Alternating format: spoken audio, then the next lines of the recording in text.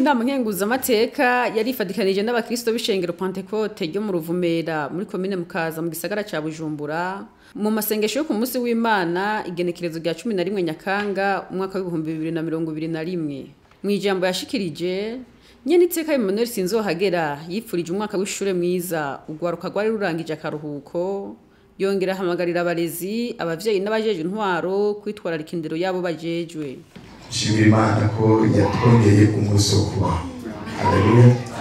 Ndakunze kubwira ubwoko bw'Imana, igitangaza uze wa musaba Imana ni kimwe gusa, ikongere umunsi wo kubaho. Ijambo ry'Imana ribaremo kuba kiriho habakiri ibyizigiro. Haleluya. Nico gitangaza gisumba ibindi bitangaza byose. Turifuza ibitangaza byinshi, ariko uno munsi nagenda gusabe guhera none uze no gusubwira Imana ngo Mana ndagiye kuryama untera iteka unyegere undi munsi ukuba.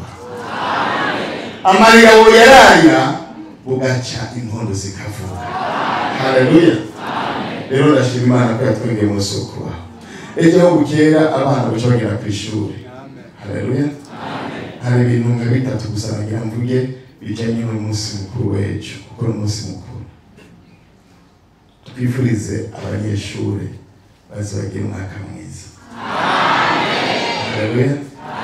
Abavyeyi turabisa abana nimwashika muhira muze kubasengera kugira ngo mbaragize Imana umwaka batanguye, Imana izobane nabo, izobazigame, izobane n'amaksida bagiye ku mashure, Imana izorungika ingabo zayo zibakiki, kuko by'ukuri biragoye kurunka umwana hanyuma ntumenya, ariko tubasengere kugira ngo Imana izobane nabo. Kigira kabiri dusabe abarezi ko kubatera abavyeyi.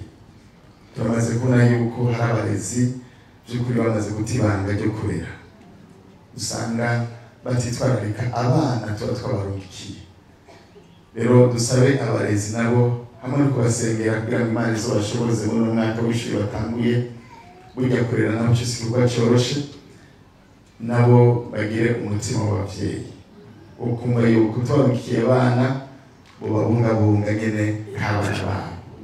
Kigira gatatu nsabira n'ubwo abavyeyi hagiye natwebwe dusamara ku bana bacu tukabarungika ukamenga twahejeje, nimuze turakurikirana indero y'abana bacu, tuyikurikiranire kuko n'umutahe abana ni ubutunzi Imana iha igihugu, nitwebwe duteza imbere igihugu.